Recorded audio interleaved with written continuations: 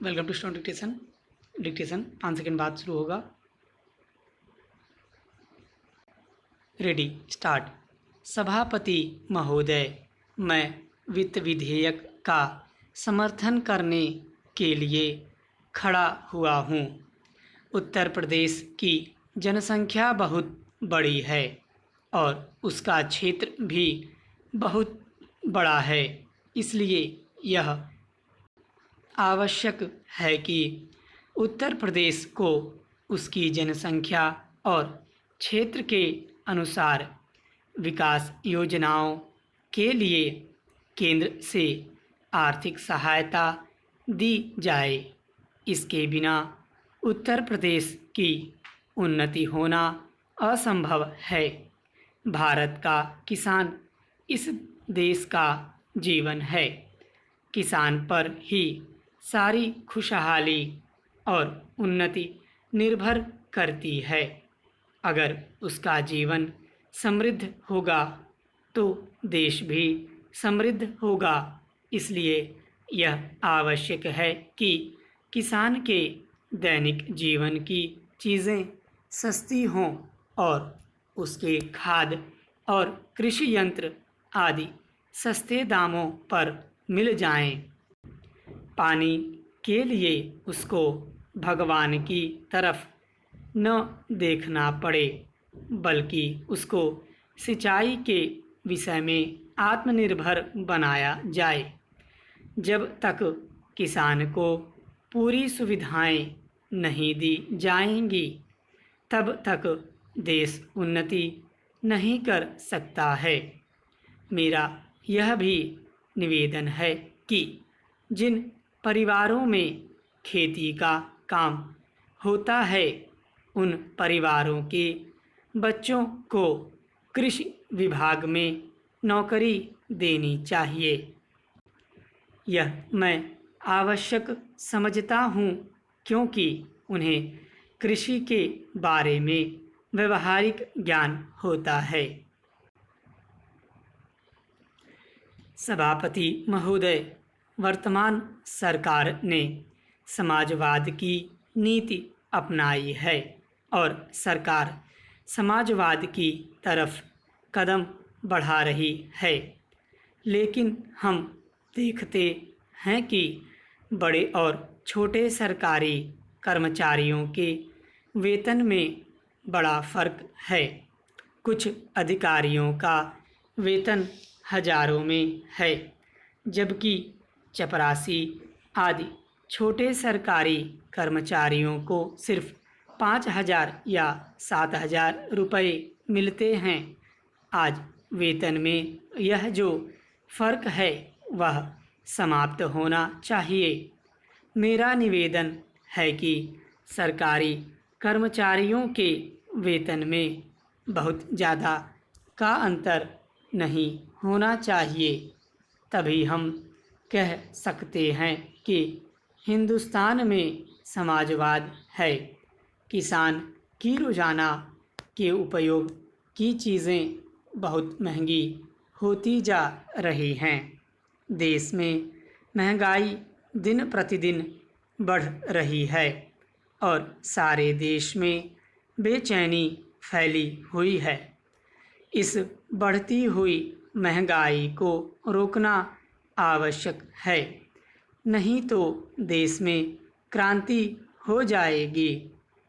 आप इस सच्चाई को छिपा नहीं सकते कि आज देश में चारों तरफ बड़ा असंतोष है और लोग बड़ी आशा से हमारी तरफ देख रहे हैं, लेकिन महंगाई हमारे नियंत्रण से बाहर होती चली जा रही है। देश में काले धन की बड़ी चर्चा की जाती है। उसको निकालने के लिए बड़े प्रयत्न किए गए हैं। सभापति महोदय, सरकार इस स्थिति में नहीं आई है कि वह कह सके कि देश में काला धन नहीं है।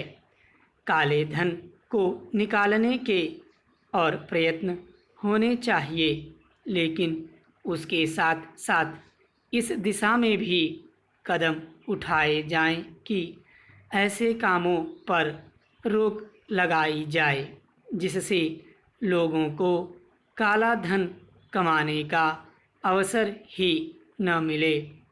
आज हमारे देश के विभिन्न प्रदेशों और क्षेत्रों की स्थिति में बड़ा अंतर है। इस अंतर को समाप्त किया जाना चाहिए। मुझे आशा है कि वित्त मंत्री महोदय मेरे इन सुझावों पर अवश्य ध्यान देंगे। कल मैं वित्त मंत्री जी को बता रहा था कि आप एक तरफ से नए नए कर लगाकर खजाने को भरने की कोशिश कर रहे हैं और दूसरी तरफ आपके विभाग उस खजाने में छेद कर रुपया निकाल रहे हैं। इस तरफ उनका ध्यान जाना चाहिए।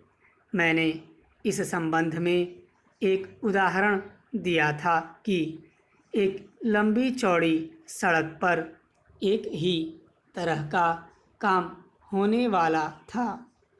एक ठेकेदार ने 4 लाख रुपए प्रति मील और दूसरे ठेकेदार ने 10 लाख रुपए प्रति मील के हिसाब से रुपया मांगा। जब मंत्री महोदय के सामने यह चीज़ लाई गई तो इस बात की जांच हुई जिसमें कुछ करोड़ रुपयों की बचत हुई है। अगर सब मामलों की जांच हो जाती तो कई करोड़ रुपयों की बचत हो सकती थी। जैसा कल मैंने वित्त मंत्री जी से कहा, उन्होंने 2 करोड़ रुपए की छूट करों में देकर हम पर एहसान लाद दिया, लेकिन मैं तो आपका कई करोड़ रुपयों का लाभ करा रहा हूँ। आप इसकी जांच कराइए और देखिए कि कैसी लूट हो रही है। इतना ही नहीं, इसका प्रभाव दूसरे विभागों पर भी पड़ रहा है। वहाँ पर जो दूसरे विभाग काम कर रहे हैं उनकी दरें भी बढ़ रही हैं या दरें बढ़ने के लिए उनकी मांग बढ़ रही है। जब वही काम एक जगह अधिक लागत में होगा तो दूसरी जगह वही काम कम लागत में नहीं हो सकता। इसलिए या तो वह चोरी करेगा या दर बढ़वाएगा। अगर एक सड़क पर ऐसा होता है तो वहाँ जो दूसरे काम चलते हैं उनमें भी ऐसा ही होता है।